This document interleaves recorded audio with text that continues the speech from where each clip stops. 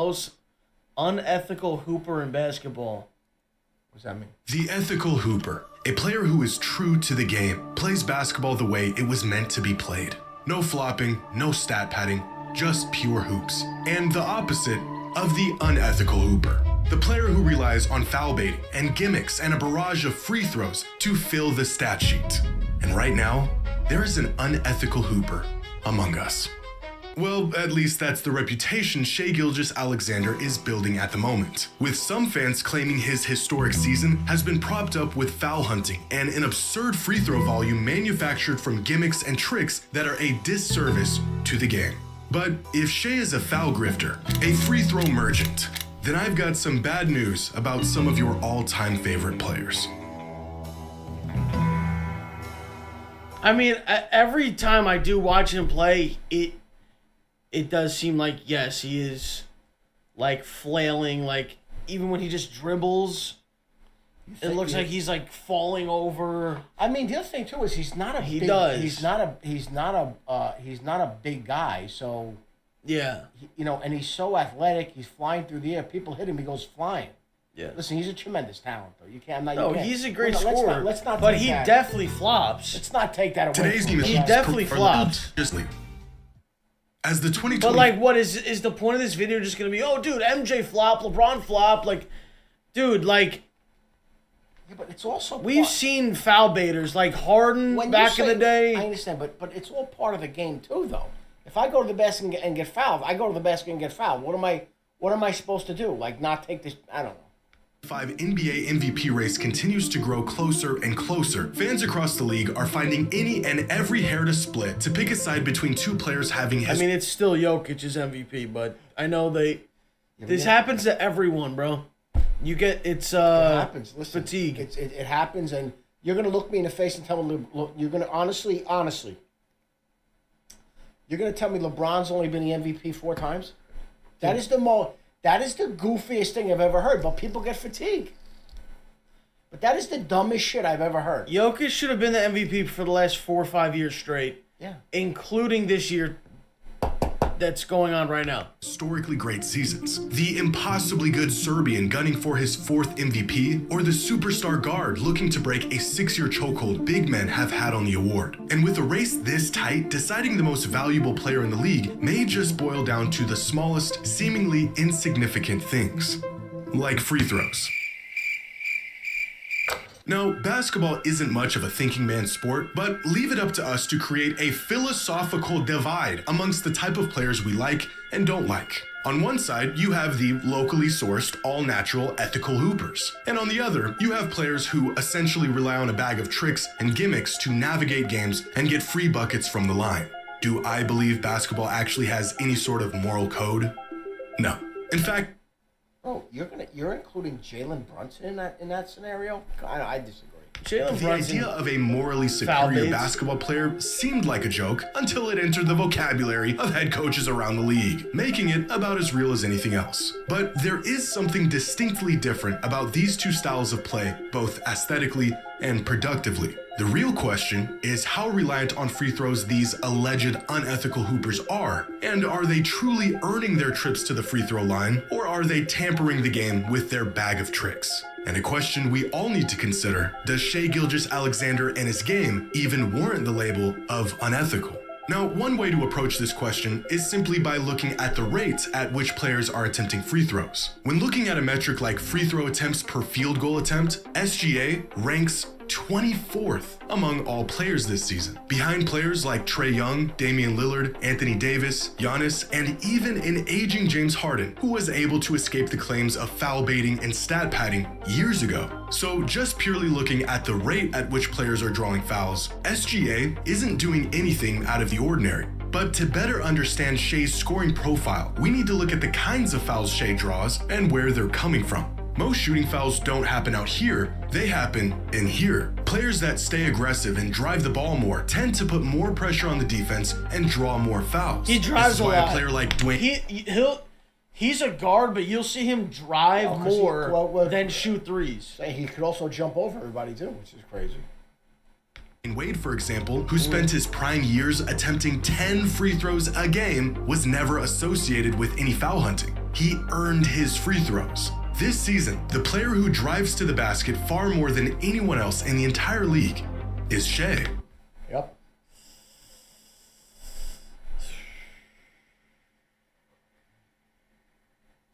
Damn. In fact, nearly half of all of his free throw attempts are generated through his drives to the basket. And again, if we look at the rate these drive leaders are drawing fouls on their drives, Shea is getting calls at an average rate, far from what you might see from other superstars both past and present. Which brings us to a real point of contention when it comes to SGA and his historic season. One of the odd and universally accepted aspects of NBA basketball is that superstars get calls. This has been a thing since the inception of the league. Once you transcend that highest tier of player, you essentially get the benefit of the doubt, even at times when you shouldn't. He never controlled it, Michael. He didn't touch it with both hands. That's the thing. You think so, Michael? 55 hits, 2 to go. Michael, I didn't see 2 hands on him, Michael. But I believe you. You did. But I believe you. Dude. He actually just said, I believe you. Wow. Okay. This is embarrassing, bro. Michael, I didn't see 2 hands on him, Michael. But I believe you. You did. But I believe you. We know this, and we accept it. And Shea is a superstar, except he hasn't consistently gotten these phantom superstar calls this season. Since the introduction of tracking data back in 1996, there have been 36 instances of a player averaging at least 30 points per game for a season. And when ranking these 36 individual seasons according to free throw rate, SGA this season ranks 26th, behind guards like Harden, Wade, Iverson, and Luka. But again, most shooting fouls should come from shots taken in the paint or around the rim. Of course, players do get clipped on threes and long jumpers and draw fouls by other means, but really it's getting downhill that tends to generate trips to the line. And specifically among guards, Shea gets into the paint and attempts more shots from inside than any other prolific scorer since the introduction of tracking data. Wait, what? Percentage of shots within 10 feet. Yeah. Okay. So this stat is basically saying that the percentage of shots that he takes, it's more than half are layups Yes. or around the basket. Around the basket, like runners and shit like that. Yeah. Yeah. Let's see where the other ones are. Kobe. Yeah, like here I would expect Curry to be over here. So that makes sense for Curry. Yeah.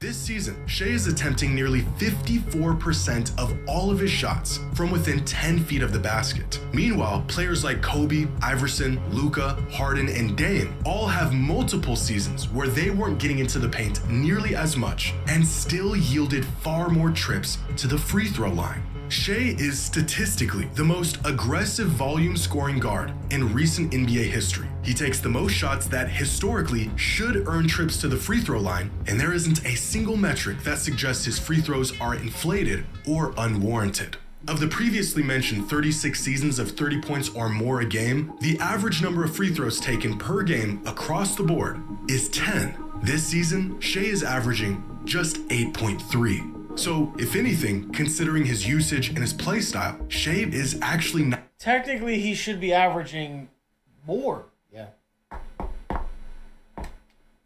But he's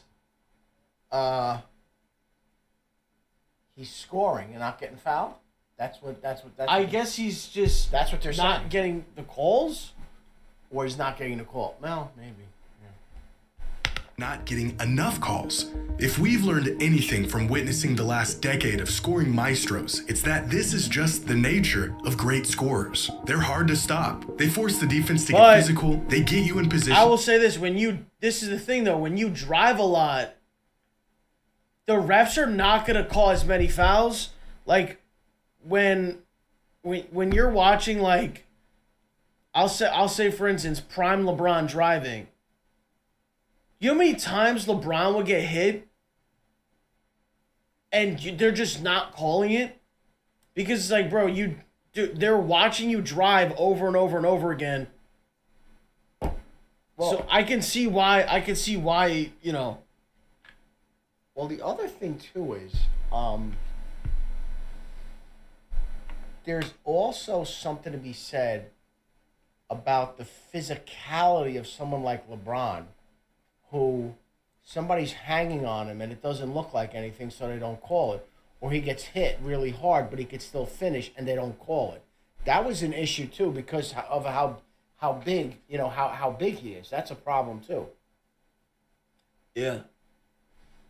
You don't want to be in. Overreacting, reaching, even taking gambles hoping it yields you a stop or a turnover, when more often than not, it's just going to end up in another trip to the free throw line. And on an abstract scale of basketball morality, I don't think SGA plays an unethical style of hoops. I think he's a better and more prolific scorer than some fans are willing to give him credit for. He's not relying on free throws to get his numbers. When compromised, the defense is relying on fouling him just to slow him down. Most of Shea's drawn shooting fouls look something like this, where he drives into the lane and inexplicably rips through the defender's arms to put up a shot. It is damn near impossible to predict, and it works almost every time a defender cuts him off or puts a body on him. And we've seen this before with James Harden, a free trip to the line disguised as a shot attempt. In fact, this is like the 2.0 version of Harden's rip through, because it does a much better job of masking itself as an actual shot rather than an attempt to just draw a foul. And I think that's where most fans get frustrated with this kind of basketball. It's not necessarily the outcome of the move, but rather the intent. Because we know he's not actually trying to score the ball here. He is purely looking for a foul. That's the problem. That's the problem. You never had a chance to make that shot. Like some fall away, like random, like you're just trying to get a foul. And he knows he can get these calls. And you could call this unethical hoops. Or you could call it smart basketball. Kobe Bryant was notorious for making opposing players pay for bad defense, drawing fouls for the sake of drawing fouls. And when he did it, it wasn't viewed as his fault for taking advantage of the rules. It was the defender's fault for falling for... Yeah, but all this shit that you're showing is Kobe making these shots. These aren't like just him flailing his arms and like falling. Wasn't viewed as his fault for taking advantage of the rules. It was the defender's fault for falling for the move in the first place. If you don't want to get baited, don't fall for the bait. You reach, I teach, as some half-decent basketball player once said. Take this play here, where he gets the defense on his hip. You reach, I teach, and score, not you reach, and I teach that you shouldn't have fell for my pump fake, and that now, like, come on, bro. Out of position and reaching in to disrupt the shot. Now, Shea is baiting the foul here, and he's going to get it every time because he already beat the defense 3 steps ago. Or this play here, where Shea has a 7-footer in a mismatch, feeds him the bait, and Markkanen falls for it, leading to the shooting foul. Some fans may say this is an act of basketball sin, intentionally jumping into the defender instead of just pulling up off the step back. But I don't see it that way. You've got a 7-footer on an island with no help guarding the league's leading scorer, and you leave your feet on a pump fake. Shea isn't playing unethical hoops. He's taking advantage of bad defense. All the great scorers knew this, and they all took advantage of it. As much as... All right, but this move right here is a prime example. Yeah. When he was showing the Kobe ones where he was getting fouled, Kobe was trying to make the shot. Look at this shot right here. All Watch. the great scorers knew this. Watch this shot attempt. And they all took advantage of it. As much as... I know, but that's part of the game, though. It's part of the game. If I get fouled and I put up a quick shot, it's part of the game. We resented the tricks James Harden would deploy throughout his prime scoring years. It's worth asking the question. Was it the foul baiting and free throws that allowed him to be the scorer he was? Or was he such a great scorer that he could bend the defense to his will whenever he wanted to? Same thing goes for a player like Joel Embiid. If the gimmicks added an extra 10% to his production, would we concede that he was in fact a historic scorer even if he had 90% of the production, but he did it ethically? Among high-volume scorers of this century, players who average... Did you see that most recent stat, the Embiid stat? Did you see it on games played? That he's missed more games than played in his career? Bro, it's almost exactly the same number. It's like 300 something. No, it's in the 400s. Jesus Christ. Yeah. I think the same thing with Zion. He's missed more.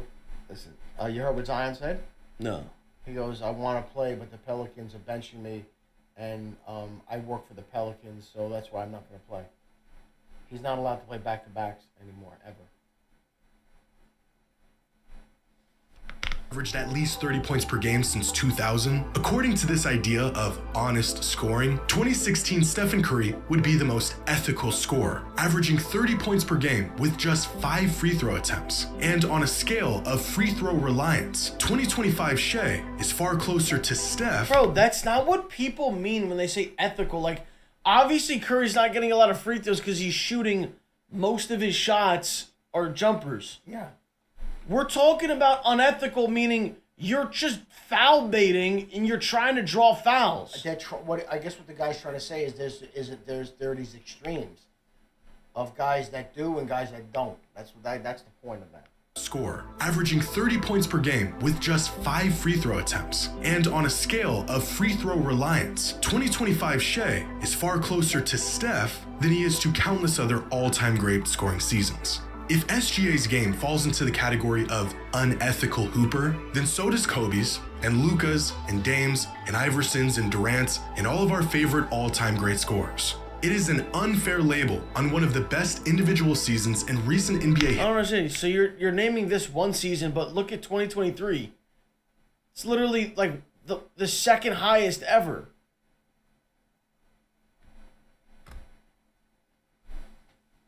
Yeah, there's so many ways you could chop this up, man.